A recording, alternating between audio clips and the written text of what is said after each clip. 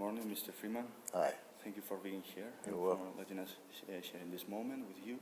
We are from the community of IndianaJones here in Spain, and we would like to ask you some questions about you and your career.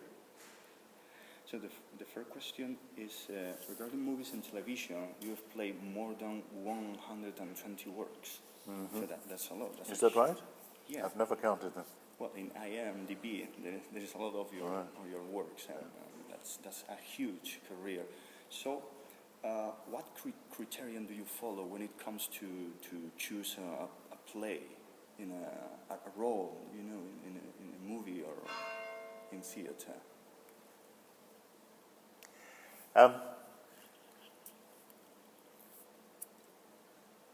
I've never had a career where the work flowed in. That is, where there was a continuity. So I've gone from job to job and judged each one according to what turned up.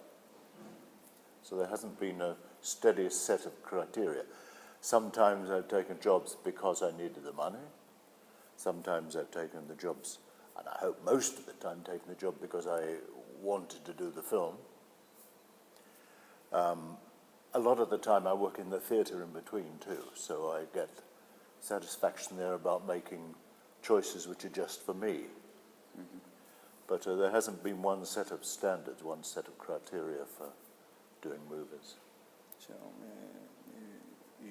you were doing as it come, like not saying, I'm going to specialize in this kind of roles? Well, the only time I made any decision like that was after Raiders of the Lost Ark, when for a few years afterwards I was offered a lot of parts playing Nazis. Some of which I did. They were quite interesting, and I went to a lot of different countries to do them. But then there came a time when I thought, I think there was a year when I played the commandant of 2 concentration camps in the same year. And I thought, where's this leading me? It looks as though I'm having a career where I'm progressing towards playing Hitler, and then it will finish. I thought I didn't want to do that anymore. Besides, those sorts of parts are very badly written. They're never interesting as humans. So I made a conscious decision then not to do any. Although immediately afterwards, after I'd made that decision, I was offered the part of a good German. The producers kept saying, no, he's not a Nazi, he's a very good German. Okay, so it's more like knowing how to reject a part. Yeah, and sometimes you're able to reject things easily because it's terrible and you wouldn't touch it. Other times one needs the money and you have to compromise a bit. Okay. So you're an actor that masters cinema, television, as well as theater. Which of these media do you feel more comfortable working with? I don't like television very much. It's always too fast. And although it's changing, television, the writing, especially American TV, is getting more and more interesting all the time. Series like Breaking Bad and True Detective. But, so I enjoy film and theatre most. The big difference between them is that in the theatre during the performance, I'm in control. With film, it's about very small moments. You've started those bells again. Yeah. Here we go.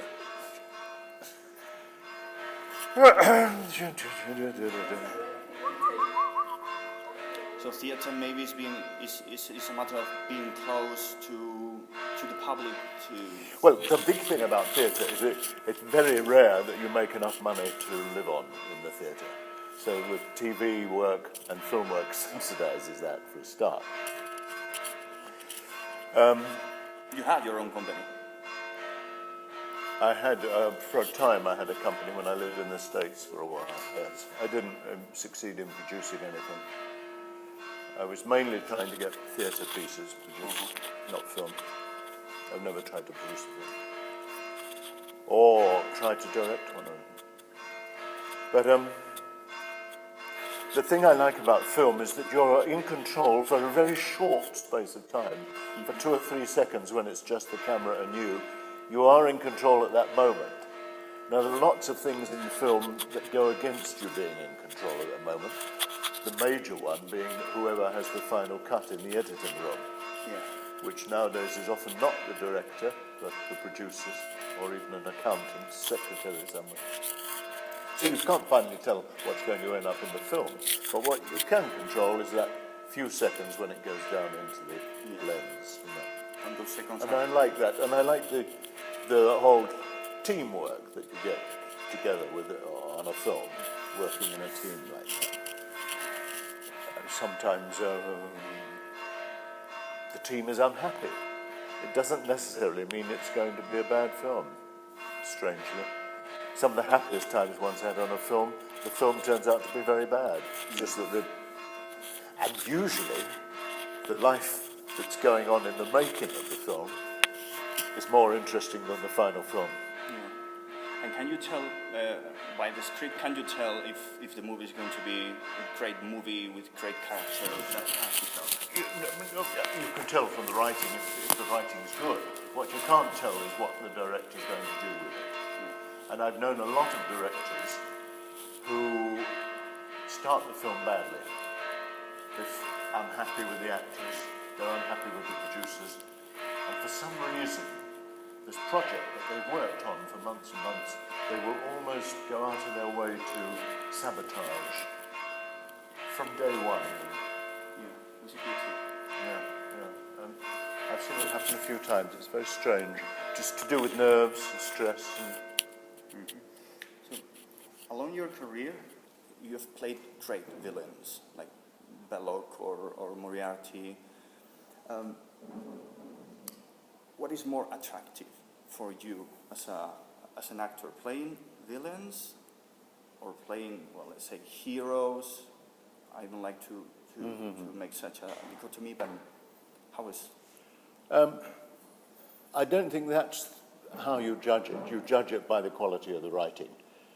If it's a hero and is badly written, there's no point in playing that. And similarly with the villain, you know. If the writing is good enough and if the characters are interesting enough and the story is good enough, it doesn't matter whether the character's good or bad. You find something human in them anyway. I had great struggles once with a film where it was a Dutch film, which I'm rather proud of, called Morlang. And the Dutch company had hired an American press company to do all the publicity. And the pressman, this man was it was a true story in Holland about a man who entered into a pact, a mutual suicide pact with his wife.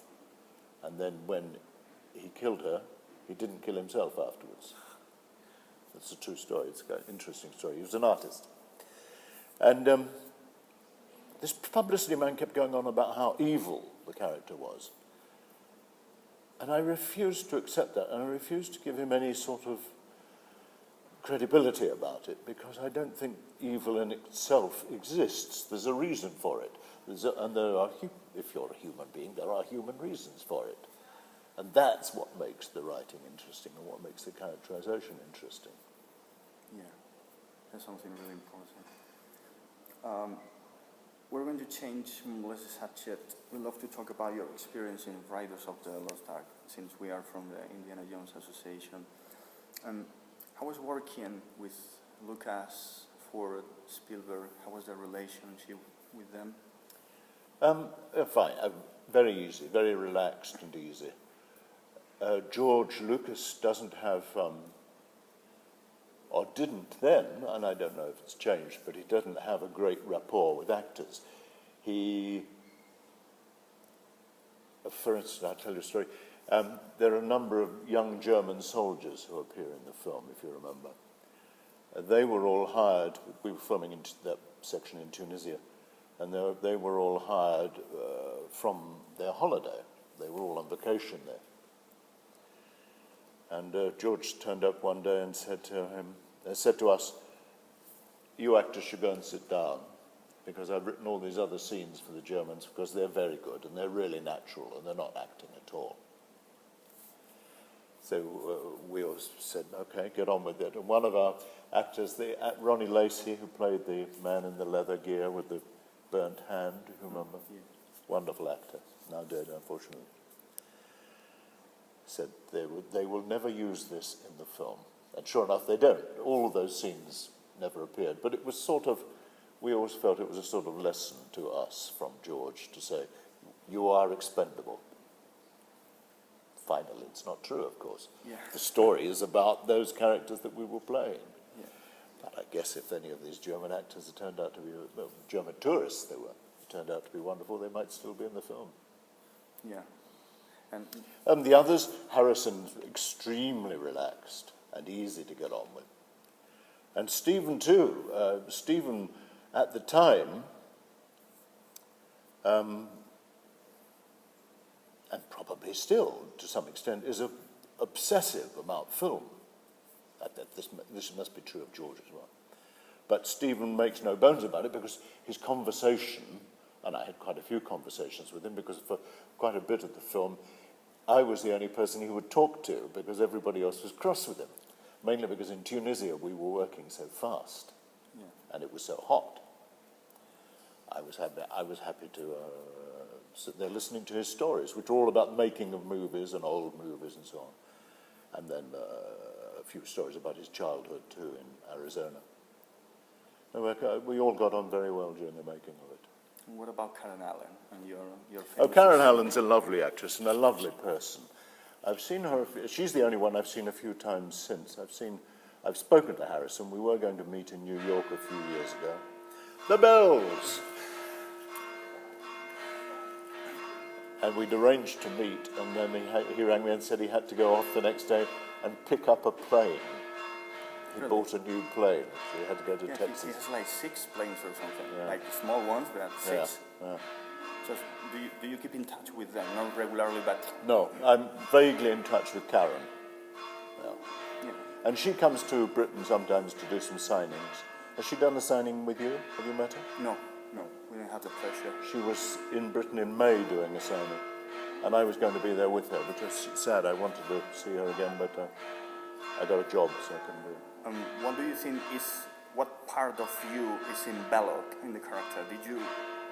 Or the character was really defined by George and Stephen, or did you put something of you to the character? Well, like changing something like that. If I played it well, inevitably there was something of me in it, because whatever you do, there is something of you in it, isn't it? You invest whatever you do with your own personality.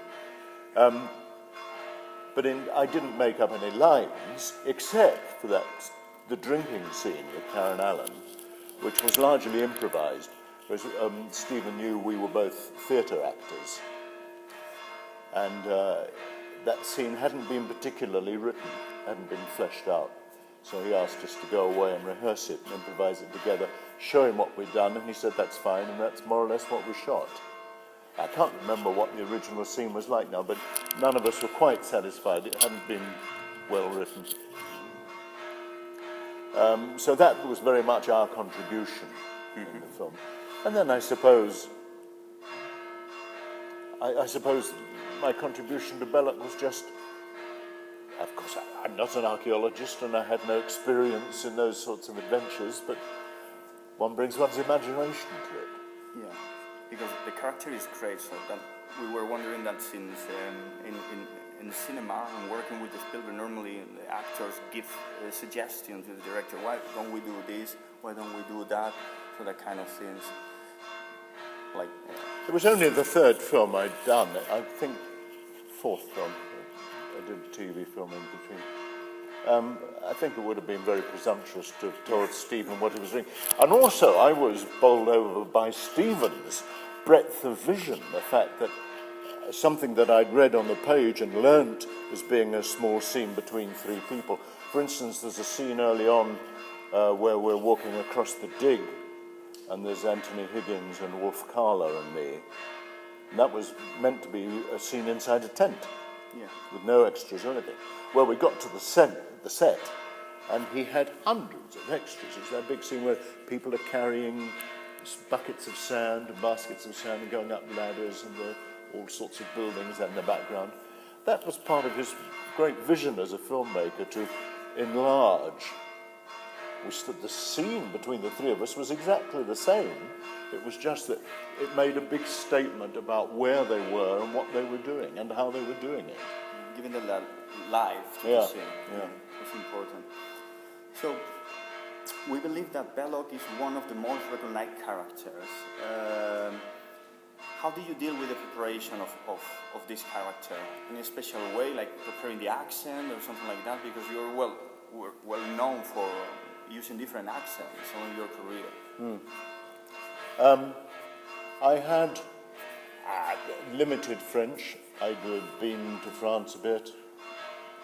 It wasn't a problem. I also think I don't try to do accents which are a problem. I think it has to be easy.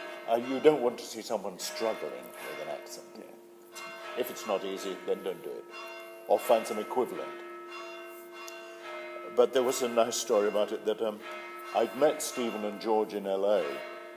I just finished a film called Dogs of War in the Caribbean, and I flew to LA to meet them, and they gave me the script. And then they said, okay, do you like it? I said, yeah, I think it's terrific. And they said, well, we'll let you know in a week. So I went with my girlfriend, now my wife, and we drove a car around Arizona while we were waiting to hear. And in the middle of that trip, after 3 or 4 days, he said, fine, you know, you've got the part, that's great. I went back to Britain and continued with my life. And more or less, that must have been in the spring, in June or July. My girlfriend, she was then living in Paris, came across, and we were on a holiday in Britain on a barge. We had these canals in Britain. You go right up and down the country, very beautiful. And there was a sign on the side of the canal saying, will Paul Daneman phone his agent? Which is not the sort of thing you expect to see in the middle of the countryside by a lock on a barge. And I knew Paul Daneman, who was an actor at the time, now dead. And I thought, he doesn't barge, I know that. So there's a good chance they've got the name wrong, and it's me. So I rang my agent from this town. And they said, yes, it is, and Stephen wants to see you now, quickly, in Elstree, in the studio. So I had to leave my girlfriend on the barge, and I went back to the studio to see him. And I walked in through the door, he said, Paul, how are you doing? So, and then he said, I forgot to ask you if you can do a French accent. And I said, yeah, just like that. And I said, well, it'll be something like this, and I will talk a bit like this. And he said, okay, that's fine, and thank you very much. And off we go. Well, we started work a few weeks later. It was as simple as that. Easy. Yeah. Keep it simple. So there's a great lesson in that, by the way. I always think about getting jobs. If the director isn't sure of himself, he will never be sure about the casting. When I go into a casting and they're all going, oh, we're not sure if it's going that way, we're not sure it's going, I think they don't know their own minds. What they're really waiting for is somebody to come in and make their mind up for them. Whereas with Stephen, he knew exactly what he wanted. In fact, he'd already cast the part. Did you know that? No. He'd cast it with a well-known Italian actor whose name, am I going to be Giancarlo Giannini, had the part before. Very good actor. But for some reason, Stephen had seen me in this TV film I did just before called Death of a Princess, which was a sort of drama documentary about the execution of a Saudi Arabian princess, a true story, and thought I would be right for this part, even though I'd already cast it. So that's how it happened. It's a pretty important part in the movie, so that's logical.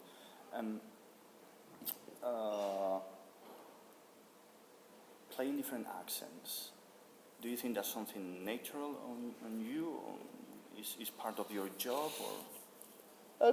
For me, it's part of my job. It's something I enjoy, and I think it's something about the sort of actor that I am. And there are different types of actors, and I'm an actor who likes to sort of hide behind something. I like disguise. I like the characters I play to be somebody else. I like to get in the head of somebody else. There are other actors who just want to be themselves and make every part like them. I want to get away from me. I have enough of me in my own life. What about your side? Your penetrating, impressive side is something that you have you have as a person, or is something that you really train for movies and? I don't know what you mean by that, by sight. You have penetrating eyes, and Ah, when you look. that's entirely genetic, thanks to my parents. Nothing to do with me. It's not anything I do. And you know that the camera loves that. Yeah. That's good. But I don't do anything about it. And it would be fatal if you did. You'd then end up like... No, I mustn't say that. I was going to say you'd end up like all those American actresses who spend so much time worrying about what they look like that you never get to do any acting. Yeah, that's true. Zip. Okay, so what do you think is the most important role you're played as an actor in your career? For you, no Yes, talking yes. about critics or... Yeah, no. Most important?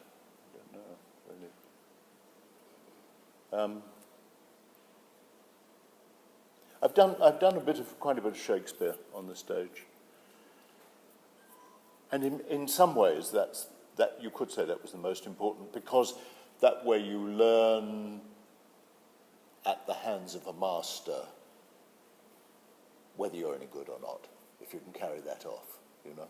Yeah. It doesn't mean it's better acting than film acting. It's just there's a level in it to achieve, you know. And I think I have achieved it from time to time. Yes, I've always known I could do it and understood it.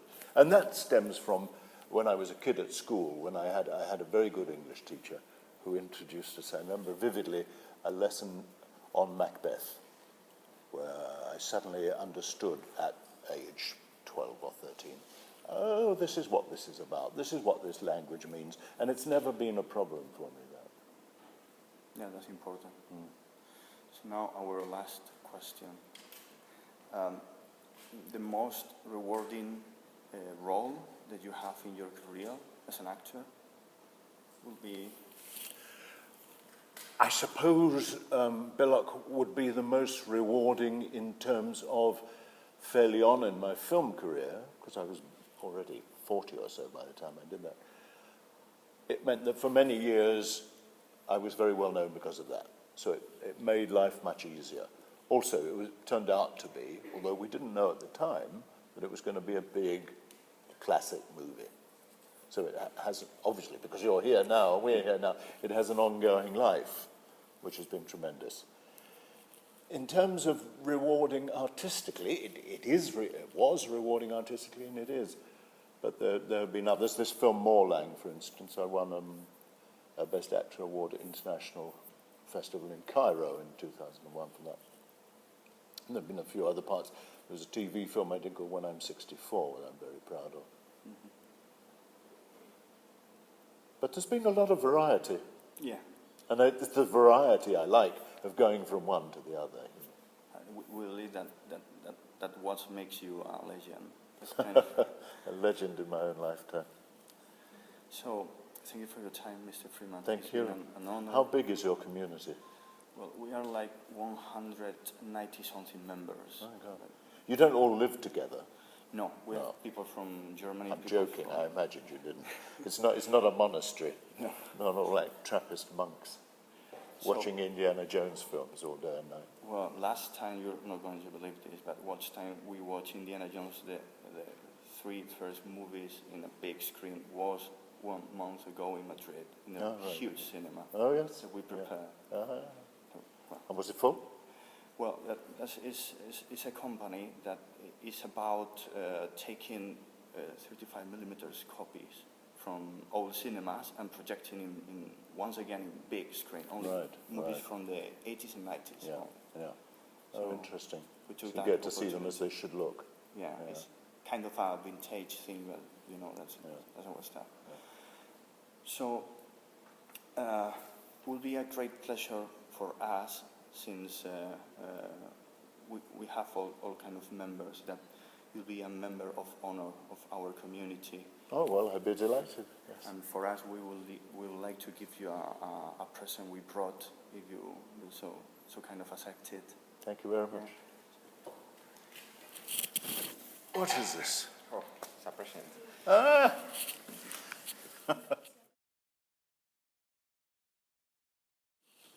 René E. Belloc. Is that right? Or have you made that up? I don't remember the E. Yeah, it's Emil.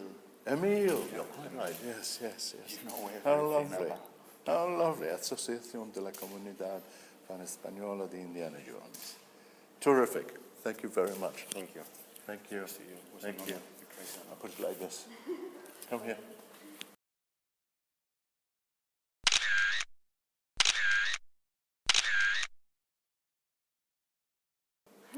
Great.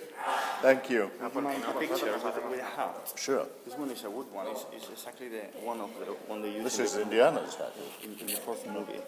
It's the real one? Yeah. In the fourth movie? Yeah, that was made in Seville in Spain.